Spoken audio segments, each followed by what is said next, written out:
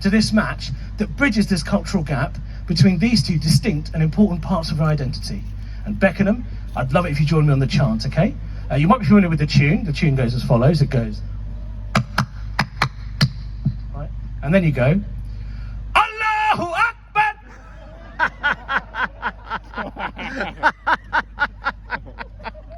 So let's see how liberal you really are.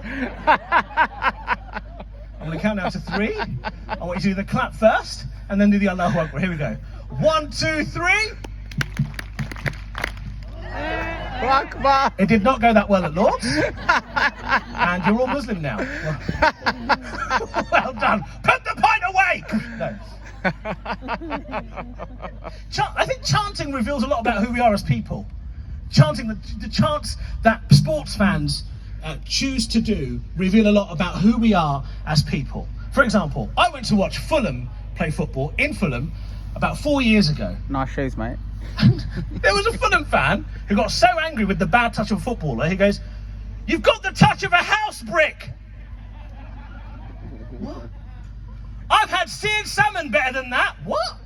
That's not a thing. But during the football, during this European Championships, watched loads of football, watched England Germany, but it didn't take long for the chants to get a bit hairy, because when I was watching England Germany, this chant kicked off. I'm white, I'm English and I'm proud. I'm white, I'm English and I'm proud. And here's the thing about that chant, I got into it. I was loving the rhythm. I was like, come on, I'm white, I'm English and I'm proud. And they were like, mate, not you, please shut up. It's not it reveals a lot about who we are. But with the chant that you did for me at the cricket, thank you. Some of you did it for me, thank you very much, I appreciate it a bit. But some of you racists didn't. I understand you're nervous, you're like, come on mate, I'm not going to say Allahu Akbar. You know full well, it means kill the white man. It doesn't. You're absolutely fine. And you probably gathered from that chant that I myself am actually a Muslim person. I was raised a Muslim. It's all right. My hearing aid picks up the awkward silence. I've got quite a Muslim name, Eshaan Akbar. Akbar you would have heard from the news. Akbar actually means the greatest, which is pretty cool. Akbar means the greatest. And Eshaan actually means not.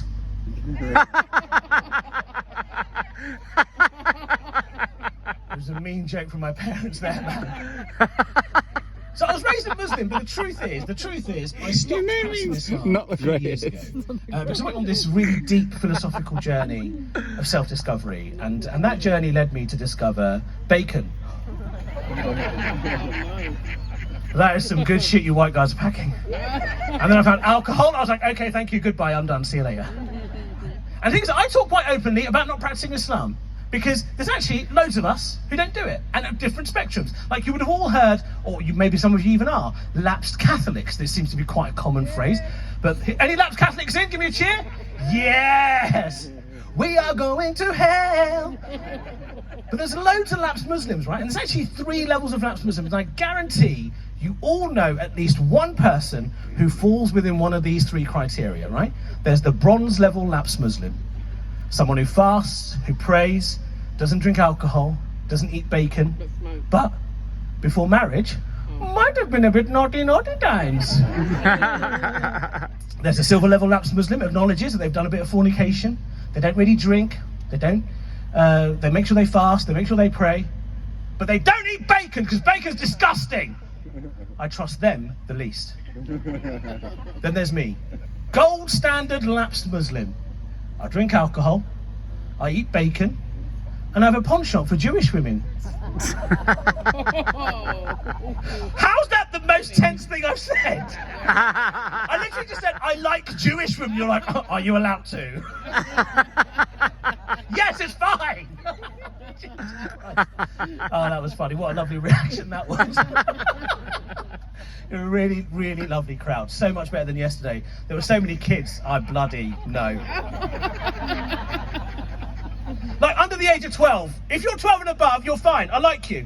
Like, as a kid. Sorry, this... Shut up, right? But under the age of 12, like, especially I thought that during lockdown, because parents have had to spend time with their kids so much, they might get to a point where they're like, I really don't care if this one gets lost. But I feel like they've become Parents of toddlers especially, they become more belligerent. They feel the need to show that they love their child when they're in public. I don't know if you've seen this.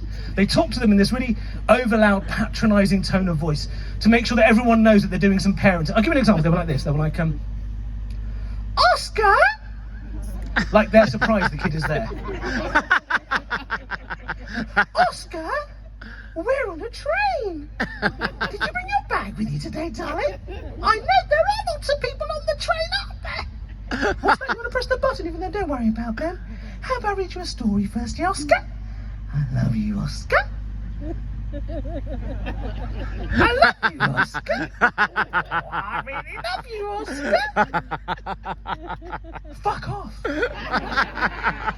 I understand and assume that you love your child. I don't need to see this performance parenting. Now, I don't have any children, got a little nephew. When I get my nephew along, I think to myself, I don't want to miss out on the opportunity to be a complete dick in public.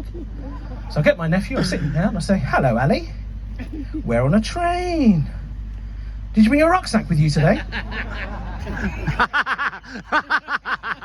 I know there are lots of people on the train, aren't there?